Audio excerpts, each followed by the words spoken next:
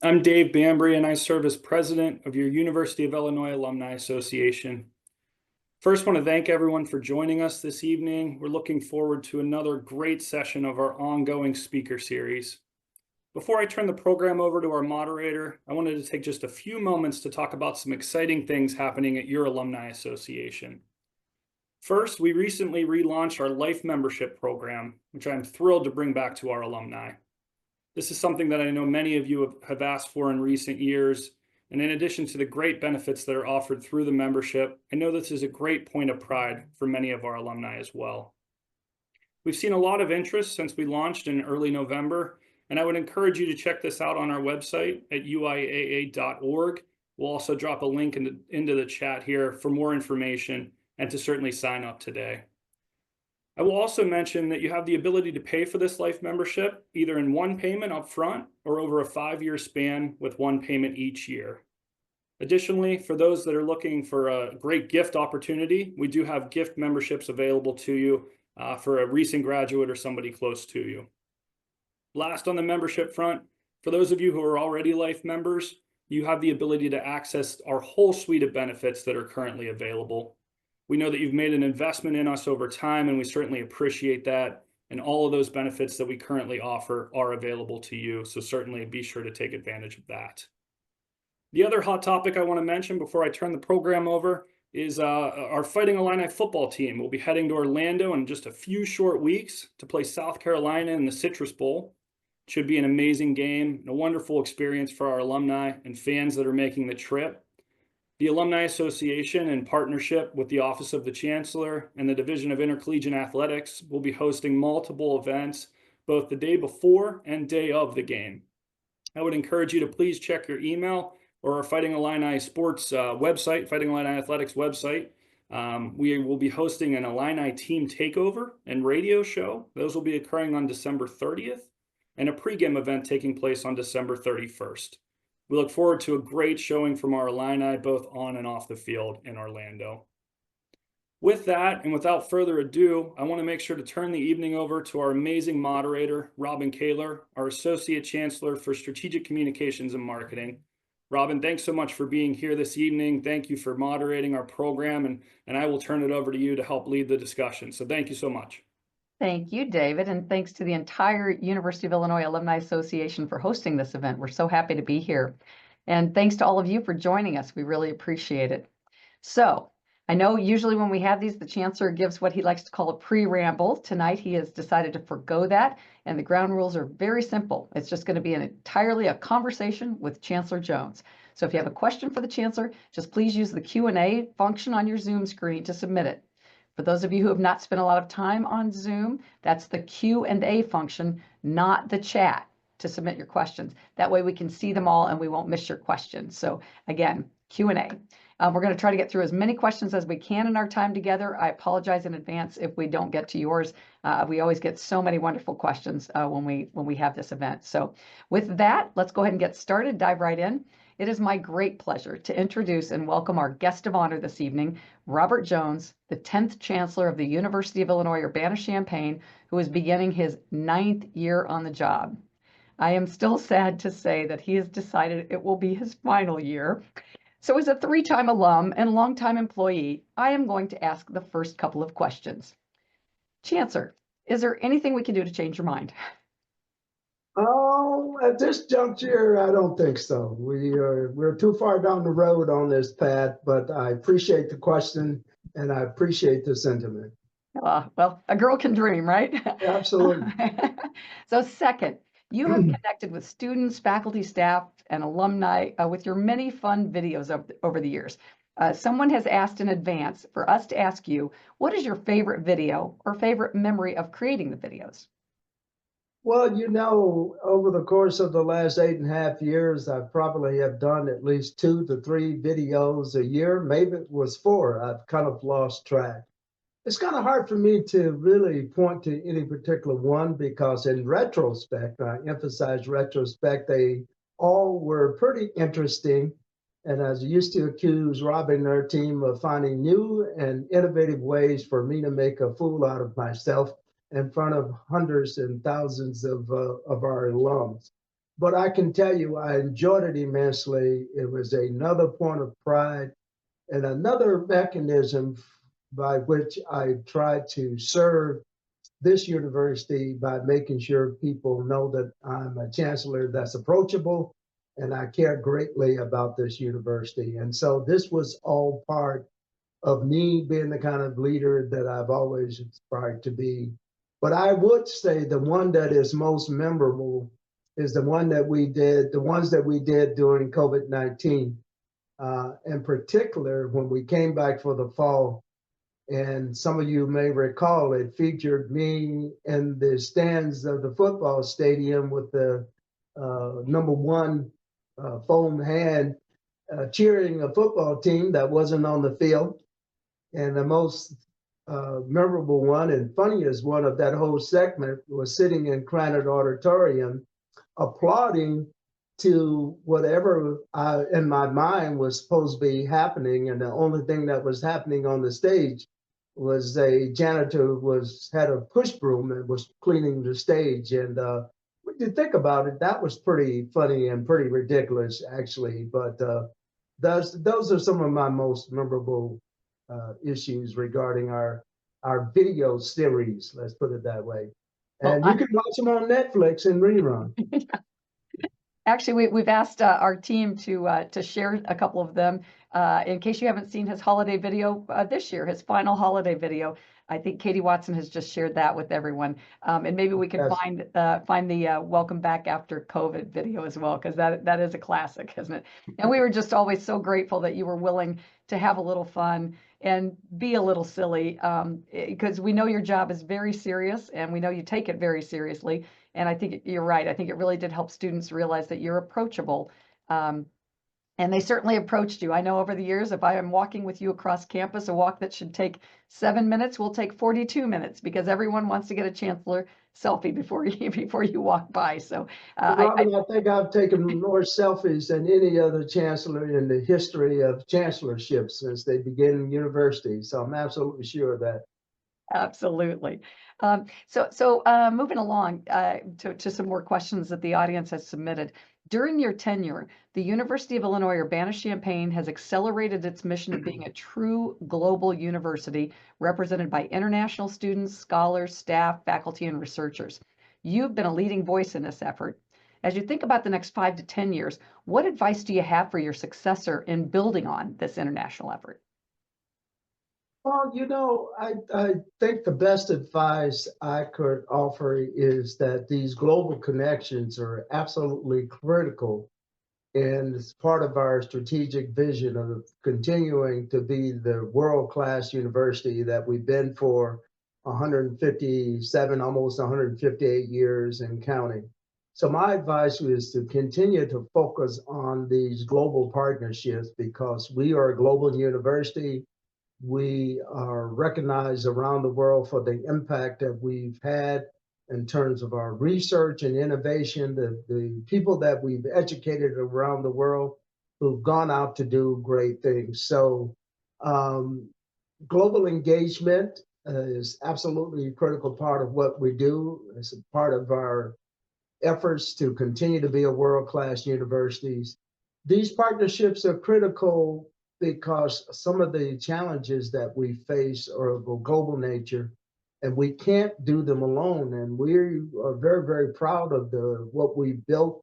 We built probably one of the first trilateral agreements between a university in Japan and one in Taiwan that is really focusing on critical issues like global climate change, because this is one problem that is too large, too complex for any one university to solve alone. So I would encourage my successor to continue to think about new and innovative ways to expand the presence and the impact of this great university through partnership with like-minded institutions, because we've had that impact across many different sectors for most of our 158-year history.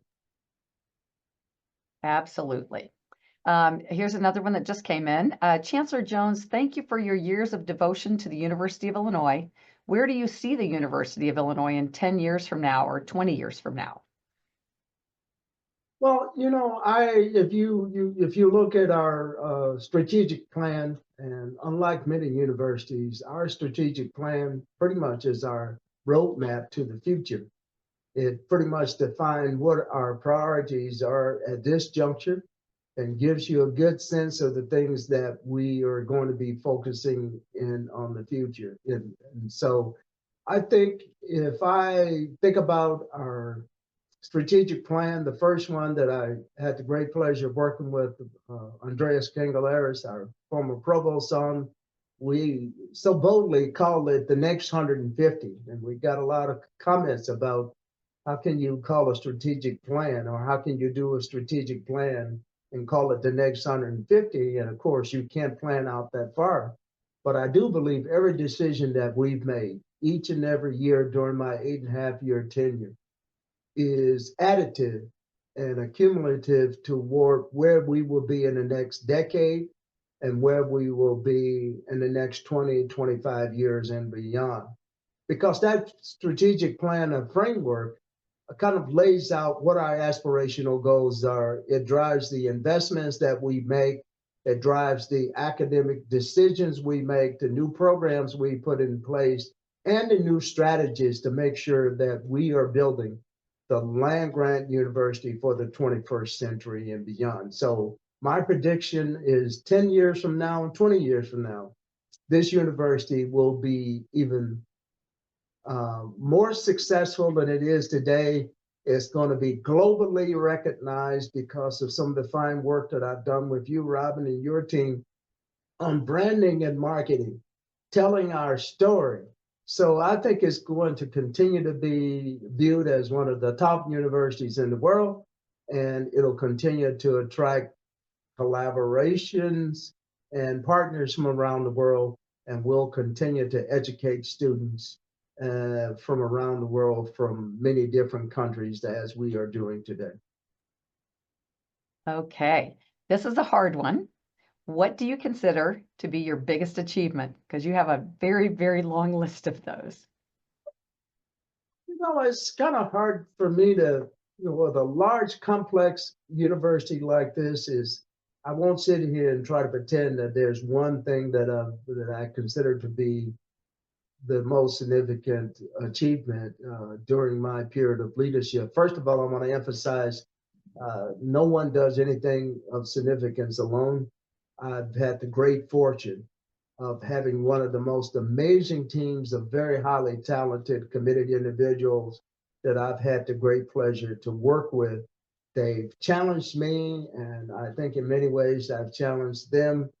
And so I would say the best way to answer that question is I'm very, very proud of how we have created a team of folks that have really demonstrated what it means to work as a part of a team, and the collective impact that we've been able to bring to bear on some of the grand challenges and creating new opportunities for this university that are really, really just truly outstanding. And we are very, very proud of the fact that we've been able to create legacy around alignment, if you will. I take great pride in the fact that when I leave here at the end of this academic year, I will be, I think, probably the longest serving chancellor since the position was created in about 57 years ago. And a lot of that has to do with the alignment, not only with the work we do on campus, but alignment with the system, alignment and strategic partnerships that we form with other universities that has really elevated the stature and the impact that this university is having around the world. So I can point to the general framework in which we've tried to create, the fact that we've tried to be a student-focused leadership team, and the fact that we've created these really amazing partnerships around the globe, because you've heard me say that many of the challenges we face are too large and too complex for any one university to solve alone. So I'm just proud of what we've been able to build together, and that the name recognition and the impact of this university has never been greater. And so I know that's not specific, but in general terms, that makes me extremely proud, but also makes it very difficult to kind of leave this institution when it really is, I think, at one of the high points in its 57-year history.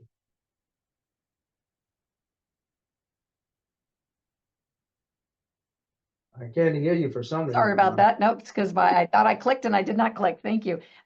You mentioned marketing, obviously, which is near and dear to my heart. We've had a couple of people ask a little bit about the classic kind of Midwest modesty that we had for so many years. Can you just talk a little bit about why you felt it was important for us to switch from that Midwest modest without giving up our Midwest values, but really switching into that loud and proud? Well, there's nothing I feel more strongly about and proud of to be at a place that shares in these Midwest values, because, as you know, I spent 34 and a half years at another Midwestern university, spent most of my academic career there.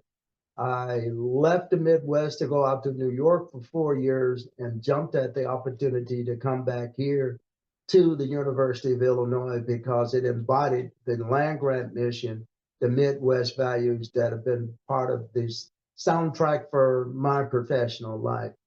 But as I was, once it was announced that I was leaving the University of Albany, State University of New York, to come to Illinois, the biggest surprise to me and the biggest disappointment was people really, the majority of people that asked me and knew about this would say, "Now, where are you going again?"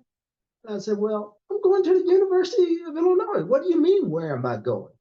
It became very, very clear to me that we had been too Midwest modest, and that we had not taken advantage of really celebrating the excellence that this university represents. And I have to admit myself that I really became very excited about this opportunity once I went on the website, started to dig a little deeper, and it was very clear to me that this university had been performing at par, above some other places that are not as highly regarded.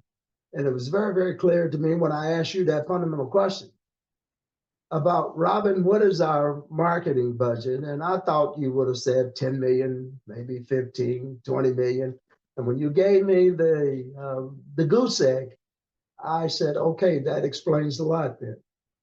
Because I can tell you from where I sit, as a chancellor, you have many responsibilities, but part of your core responsibility is to tell the story of impact of the place that you're leading. And we owe it to our alums, we owe it to those folks, the taxpayers that support our research and innovation. We owe it to every person that has had the great pleasure of getting a degree from this university. And so we started down this path by, first of all, creating a small branding and marketing office that did some innovative things. That led to the Block I in Terminal 3 that had never been there before.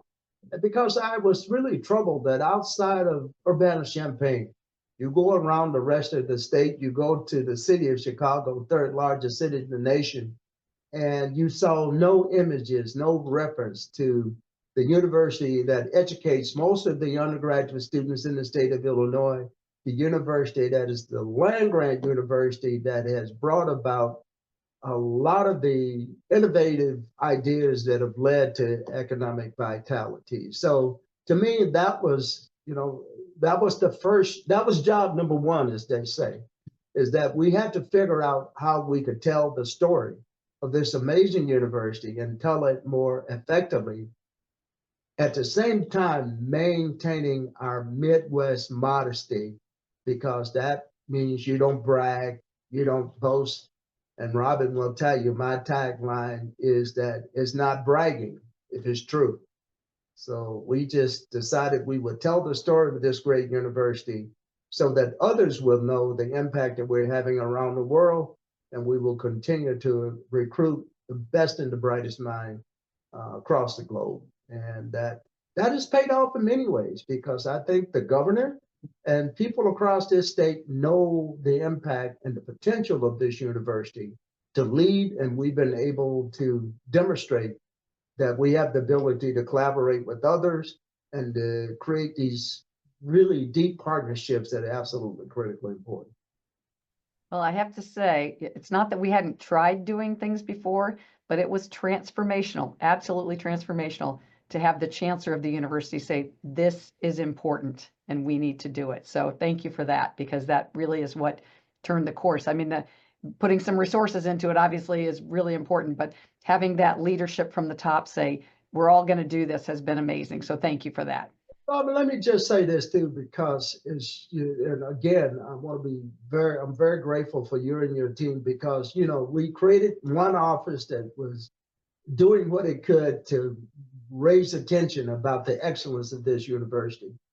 But what you've done, your team, with this new strategy, we now have an ecosystem where every academic unit, every academic support unit have the tools and the understanding that it's part of their responsibility to tell the multiple stories of excellence and just outstanding achievement that occur in this university each and every day, each and every year.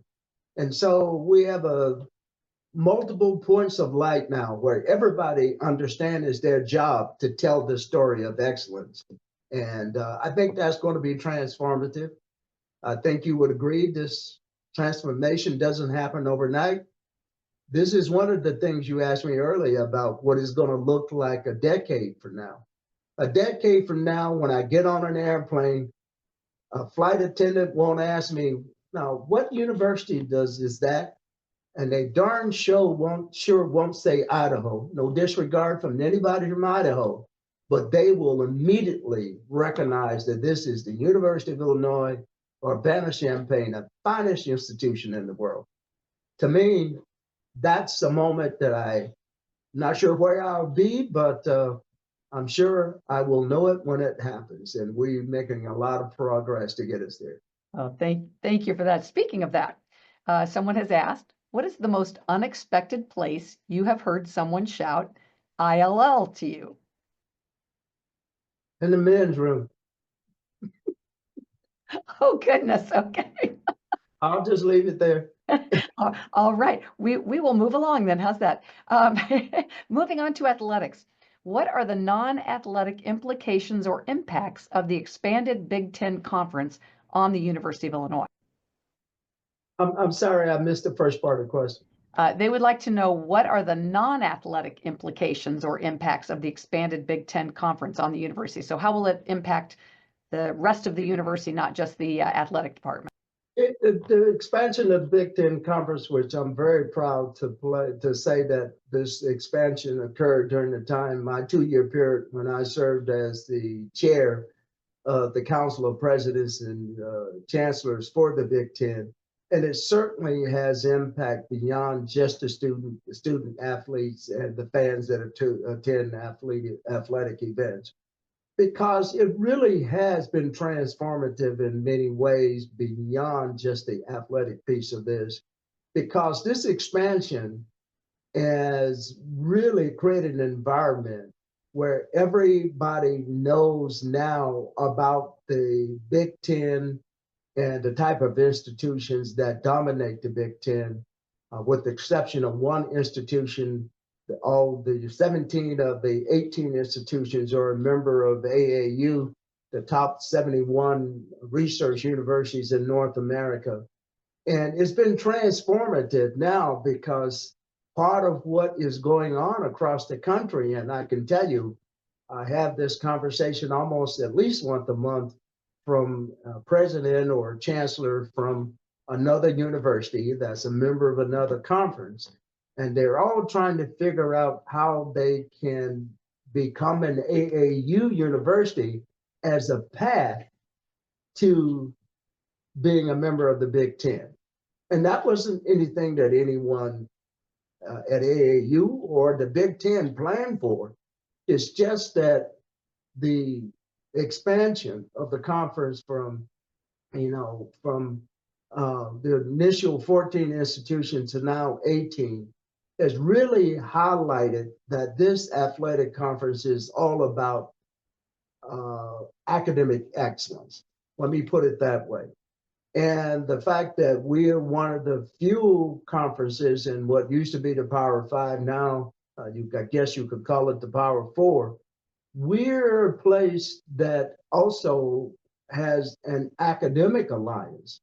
With the office being located here in Urbana-Champaign, that creates this synergy at the academic level across all of these 18 institutions, where we leverage purchasing power, we promote opportunities to advance faculty development, we train future leaders, we share library resources. So in many ways, that's been one of the tangible benefits of this conference expansion, because it's provided an opportunity for us to expand that academic footprint, but as well bring greater attention to our peers. And I'm just not talking about the students and the staff, but leaders of almost every university in this country, whether they are Division I or not, know about the excellence, that's academic excellence, that's represented by this Big Ten conference,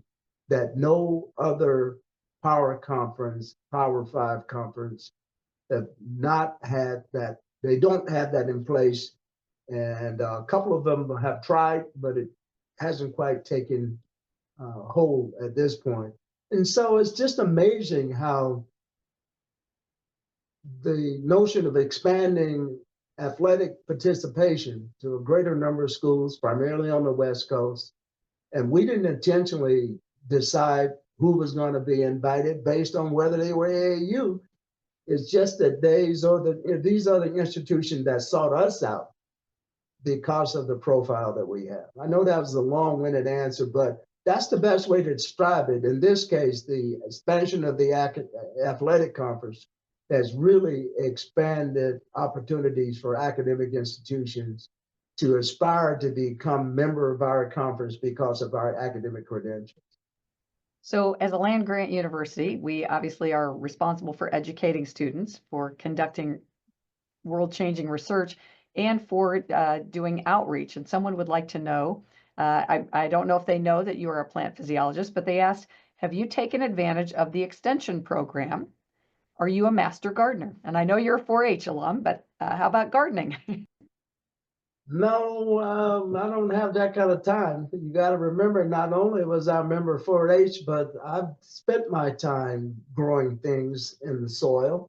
I'm the son of a sharecropper from southwestern Georgia, so growing things were part of the first 18 years of my life. And then I spent 34 and a half years as a plant physiologist. So that's the connection I've had with plants is, and part of my research when I was an active scholar was to look at the impact of global climate change on the production of important cereal and other agronomic crops around the world. So no, I wouldn't go so far as to say I definitely would never train as a master gardener. But my connection with plants have been from a perspective of how do we feed a growing world population, and how do we make sure that notwithstanding global climate change, we will still be able to produce critically important staple crops, not only here in this country, but in other parts of the world that are being impacted by global climate change as well. And I don't know if the folks tuned in tonight know that you are a member of the board of the National 4-H. Can you just talk a little bit about that work? Yeah, I am a member of the Governing Council for National 4-H. I've been on the board now for about 4 years or so. I was actually a member of 4-H as a child. It's when it was one of the few organizations, being a poor Black kid in southwestern Georgia, that got to town maybe about once a week on a Saturday or every other Saturday to go buy groceries with my mom and my siblings. But I joined 4-H. It was the only organized activity that I was a part of outside of church. And I don't really know how it happened because I don't remember my brother being involved, and I don't think my sister joined 4-H. But I think it was opportunity for me. It was the first opportunity outside of church where I had the chance to uh, participate in learning activities with other young people. And it was very much critically important to my life. And I tell this story many times as I've spoken out on behalf of 4-H. And right now we have a framework around positive youth development. It's a part of our national platform to reach over 10 million individuals with the framework around positive youth development is something that kind of grew out of COVID-19, where 4-H had to rethink his whole delivery mechanism. And so I'm very, very proud to be on the committee that has shaped the new strategic plan for 4-H that has this very, very aggressive goal of reaching out to young people. Not only typically 4-H was for mainly young people in rural environments, it is very much urban, it's rural, it's across all ecosystems. And I think you all would agree that we need to do more to provide a better opportunity, to provide more aspirational opportunities for young people, because the future of our nation and the world really depends on it. Thank you. You have focused a lot on access and affordability in your time at Illinois. Someone would like to know, how can the University of Illinois continue to make education affordable for students of the future? Well, this is actually one of the things that I've been most passionate about is that, world had the great privilege of leading a world-class university. And one thing that we've been consistent about is how do we deliver an amazing education at an affordable price? I'm not very big on anything being free. Our goal and our model is to try to create a debt-free education. And so the way that we can assure that this continues is the university is spending probably 50 to $60 million more than we've ever spent before I came here on providing financial aid support to students from low social economic background, for so-called underrepresented population students. And how do we do that at scale? And I'm very, very proud of what we've done with starting Illinois Commitment, the free tuition and fees program. And we weren't the first one to come up with that strategy. And now I can tell you, the other two universities as part of the system have programs, as well as other universities across the nation. And it's hard to find a public university that doesn't have some kind of commitment strategy. And as you know, it provides free tuition and fees. And we started those programs, and this is part of the answer to the question. We have to find new and innovative ways to keep education accessible and affordable. We started Illinois Commitment because we were curious I asked the question, why don't we get more kids from central and southern Illinois? And I don't think we have enough kids based on our reputation from Chicago proper. And what we found out was that it was all about optics, sticker shock, as we called it. For far too many young people, what we found out was that their perspective about what it cost to attend the University of Illinois was way out of proportion with reality. So, which meant that a lot of young people wouldn't even bother filling out the application to attend this university because their perspective was, why should I go through all of that hassle? I know that I'm educationally prepared to enroll, but I can't afford it. So why bother? So Illinois Commitment was a mechanism by which we wanted to send a very strong message. Don't worry about it, what it costs. I remember the billboards, again, back to branding and marketing. These billboards that we put up all across the country with one simple message, and all across the state and other places in the country understand as well, that said, University of Illinois, free tuition and fees. That's what it said, just simple that. And I love the line you always used when you were speaking, and you'd say, what about free? Don't you understand? Yeah, what part of free, right? Yeah, well, it is, because we had to send a very strong message. Don't worry about what it costs. Just prepare yourself, and you too can have an Illinois education.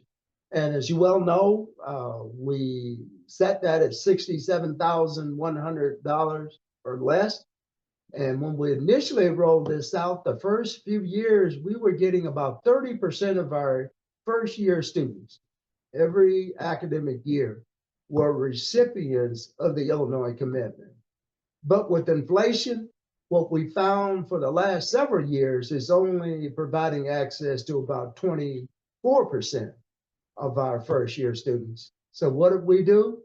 We decided to invest more, another $16 million, to ensure that we can get that number back up into 30 percentile. Because with inflation, what we saw was that at that threshold of 67,100, it was really shutting out the opportunity for folks that really needed it, but because the threshold was lower than what it should have been. And so now we've raised the threshold to 75,000. And we expect that this is going to accelerate the number of young people from across the state of Illinois who will have the ability. You've got to prepare yourself. You've got to meet the admission criteria.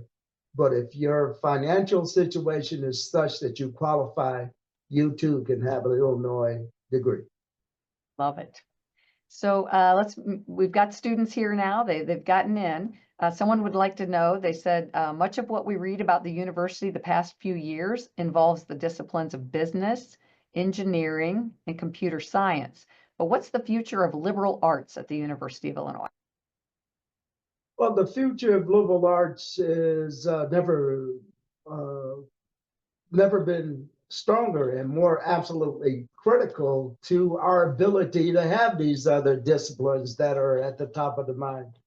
I remind folks that the College of Liberal Arts and Sciences is the largest college at this university.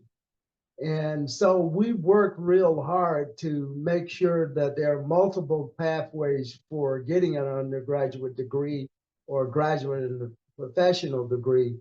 And one of the things that makes this very unique is the only place that I know of where we not only have 16 colleges, but we have 10 multidisciplinary institutes that are the kind of connective tissue across those 16 colleges. And so it is the platform by which we do what we call multidisciplinary research, but we also are providing opportunities for multidisciplinary education, particularly at the undergraduate level. And again, I know we've utilized our expertise and prowess in the STEM disciplines to be the first university in the country that decided to do what we call CS, computer science plus X. And I'm very, very proud of the fact that one of the first degree programs that were kind of multidisciplinary was a degree program in computer science and my discipline, crowd science. And it is working. It is really preparing people for the world as it exists today and as it will certainly exist in the future, regardless of what discipline you're in, whether it's the humanities. We started a interdisciplinary program in the humanities that is growing quite large. In fact, I met with the director of that program yesterday to talk about the future of that interdisciplinary program. So I guess to answer your question, even though we talk a lot, you hear a lot, in the media, in the news about STEM disciplines. Those disciplines and the way that we deliver education at this university that sets it apart from the rest is because we have these world-class opportunities to teach in a multidisciplinary fashion. And like I said, we were the first university. Others tried to do computer science plus some social science or humanities discipline, and they weren't able to make it work the way that we've done here. And I think what the future will tell you is that our students are going to be better prepared when they graduate, because they'll be better prepared to go out and provide solutions to complex challenges, because these challenges, most of the research and scholarship and challenges today are not done by a single individual from a single discipline.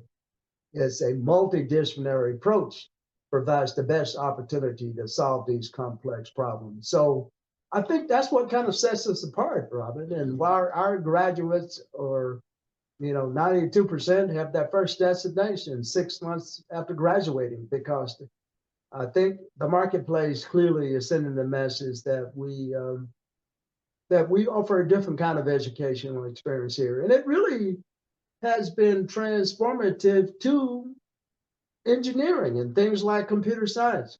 You may be surprised to know that at this juncture, we just changed the name to the School of Computer and Data Sciences, thanks to the generosity of Tom Siebel.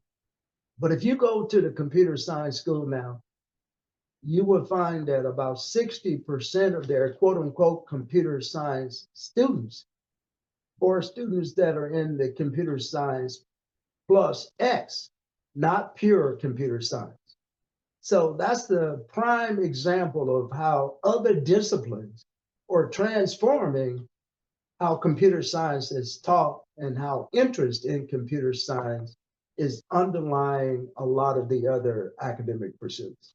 And how important the social sciences and humanities are Absolutely. to Absolutely. solving problems, right? You, before we go to the next question, you talk a lot these days about radical collaboration. That kind of segues into that from what you've been talking about. Tell people a little bit about what you mean when you say radical collaboration. Well, radical collaborations is the term that was actually coined by a colleague, Daniel Diermeyer, who's now the president down at Vanderbilt University in Tennessee. And when many times in conversations, it kind of started with the partnership we did with the University of Chicago. He was the provost at the time at the University of Chicago. Now you start talking about, we just really need to start to think and act differently about how we partner. And then that got me to thinking about how this university really has demonstrated what Daniel was alluding to. He alluded to it, but we actually have been living it. And it's been the framework through which we've expanded the capability of this university to tackle some of these grand challenges, because as I've said, the challenges of our society are too large and too complex for any one professor or any one university to solve alone. And so we started down this path of these radical collaboration, and I'll just give you three examples. The first one was that I call a radical collaboration, actually was between Urbana-Champaign and the University of Chicago. When Bob Zimmer, God rest his soul, approached me about 5 years ago after we were discussing this at an AAU meeting, he said, when we get back to Illinois, I want to give you a call because I want you to partner with me to approach the legislature about us jointly asking for funding outside of our individual campuses funding requests to create this partnership called the Chicago Quantum Exchange.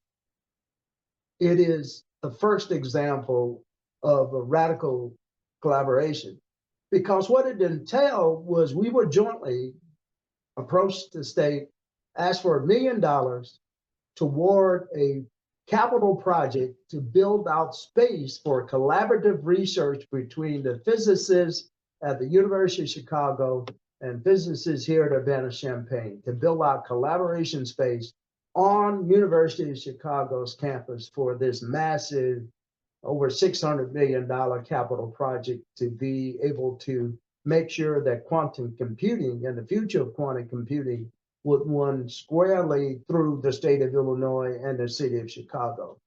And you can imagine that two things happened that was radical. First of all, we asked for $100 million and we got $200 million.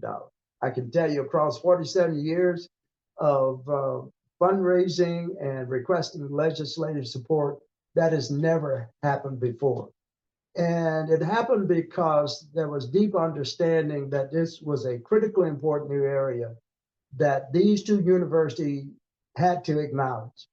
Even though we're great universities in our own right, that the bottom line is in order to really not only make a dent, but to advance this notion of being a leader for the nation in quantum computing, these two universities had to put, kind of in many ways, their egos aside and acknowledge that the only way you're going to make an advancement in this is to collaborate.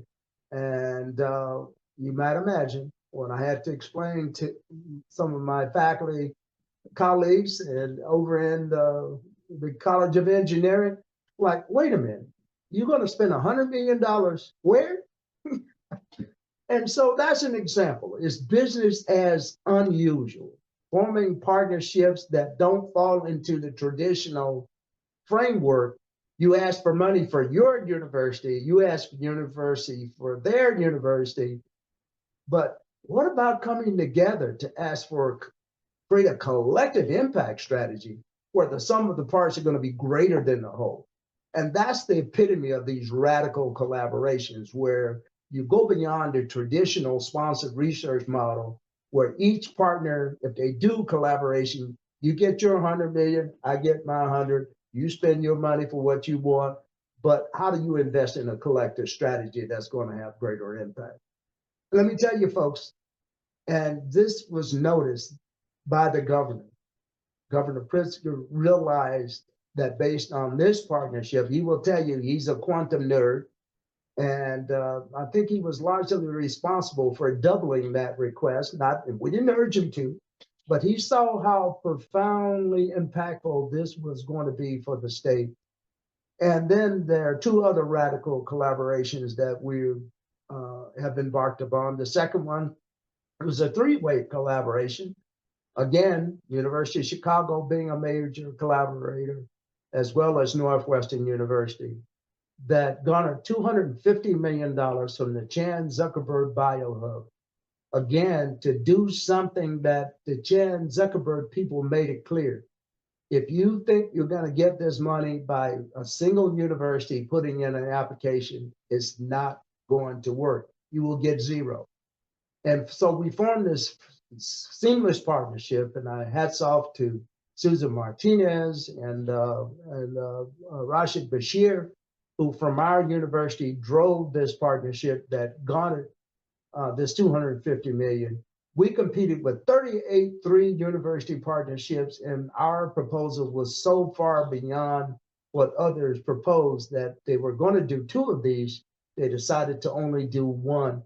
And it's a different kind of research model. Again, the $250 million wasn't divided by the three institutions. It all was put into a single pot to build a research facility in Fulton Market in downtown Chicago, where the three university has populated it with their faculty to do this cutting edge research around health, primarily focusing on the inflammatory response associated with the disease. And so that was an example from 3 years ago.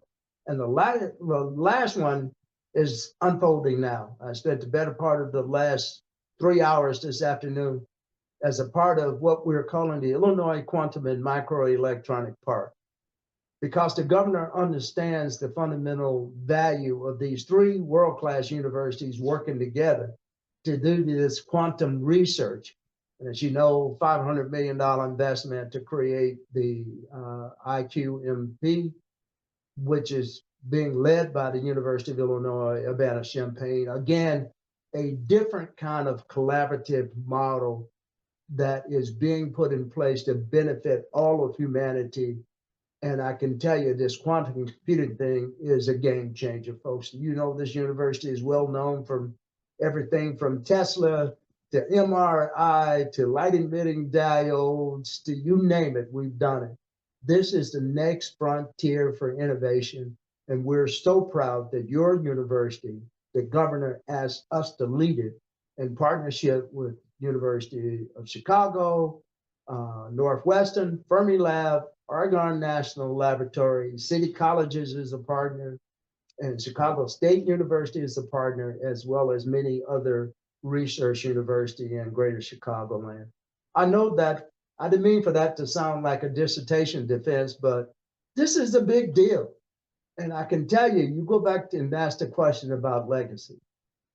I certainly hope that long after I am gone and nobody remembers my name, they will remember the period of time when this university stepped up to the plate to lead in a new and innovative way that provides seamless, high-impact solutions to some of the greatest challenges and the greatest opportunity that is going to improve the quality of life, not only, but this state, but will have global impact. Thank you very much. It was a lovely dissertation. Here's a really good question. Does Illinois have an intention of reducing or eliminating its DE&I efforts, as the University of Michigan is rumored to be doing? Well, first of all, let me, it's not my job to defend Michigan, but let's clarify exactly what Michigan voted on. The vote was not to eliminate DEI. What they made the decision was to take it out of the statements that faculty would have to prepare if they're coming under consideration for promotion and tenure. That's what the decision was. It was not the decision that has happened in some states where they've decided to eliminate or greatly restrict diversity, equity, and inclusion programs. So, but to answer the fundamental question, I can say absolutely not under my watch, but I can't say that anymore. My watch is only about 6 months.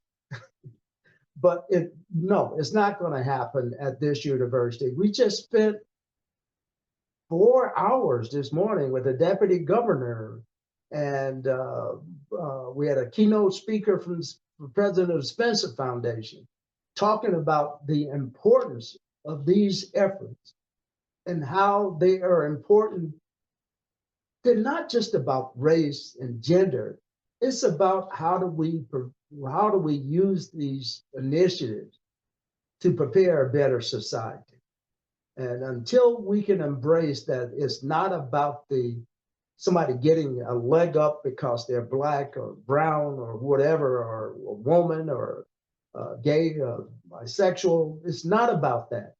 It's about how do we provide an environment where people have the ability to feel that they can be their true and authentic selves in our university, and that the university embrace them based on who they are and what they bring to the table, and that everybody has a sense of belonging and inclusion.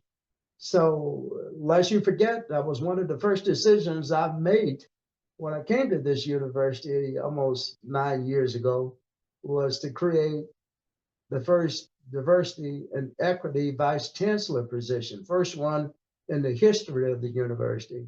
It's critically important to our mission. It's critically important to our goal as a land-grant university.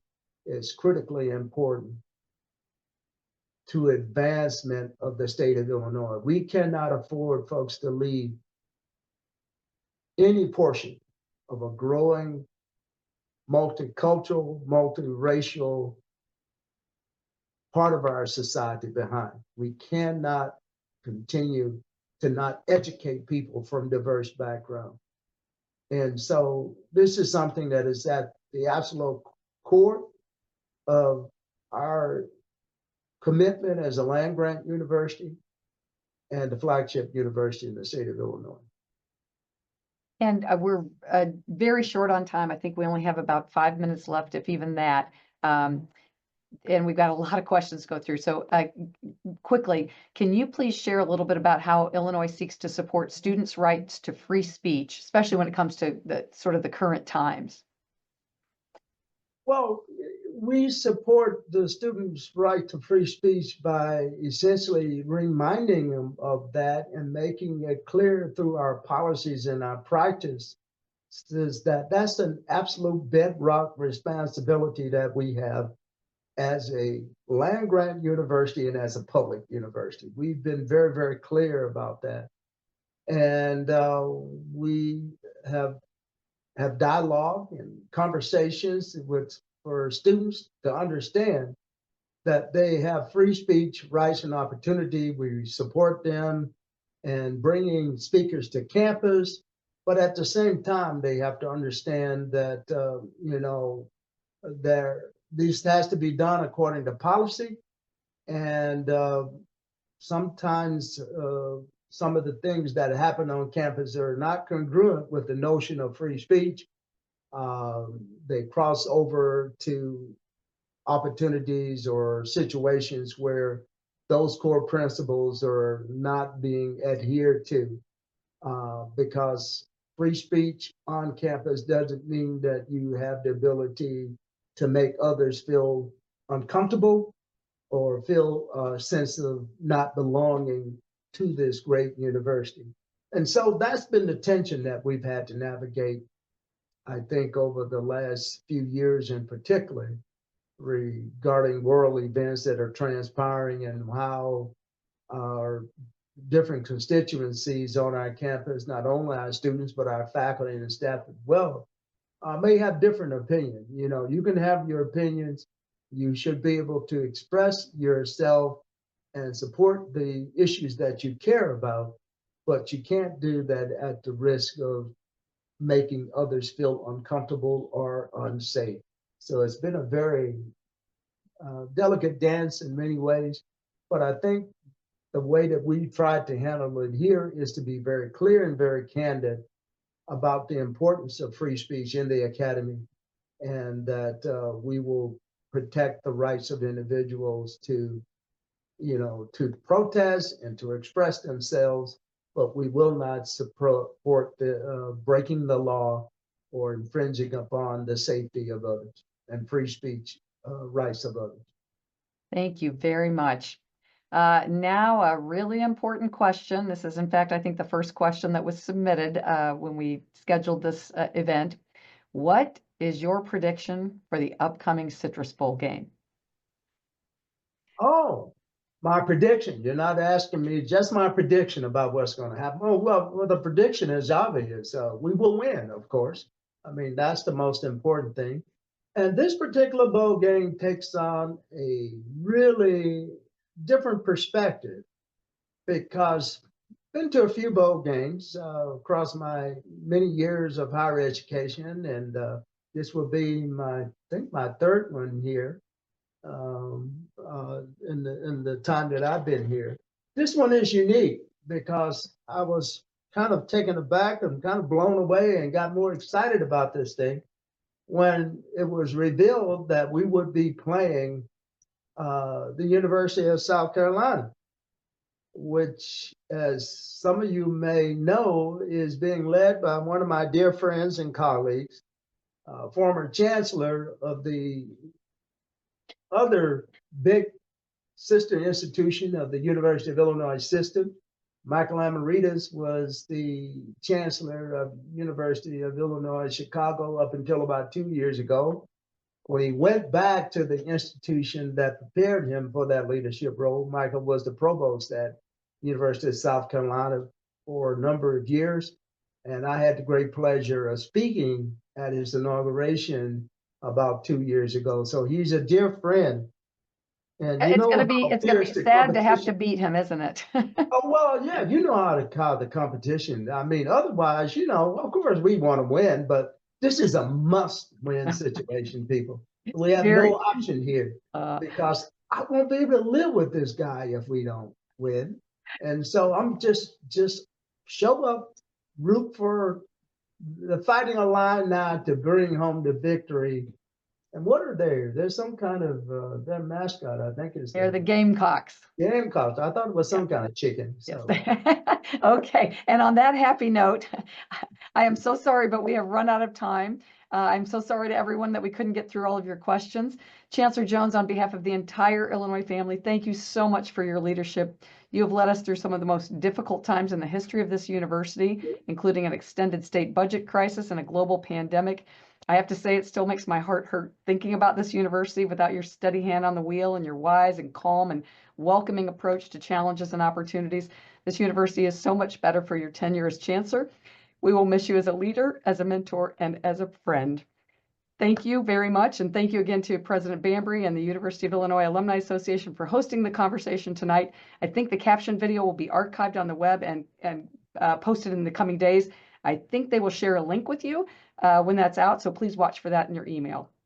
Thank you very much to our colleagues at the Strange Road for providing production assistance today.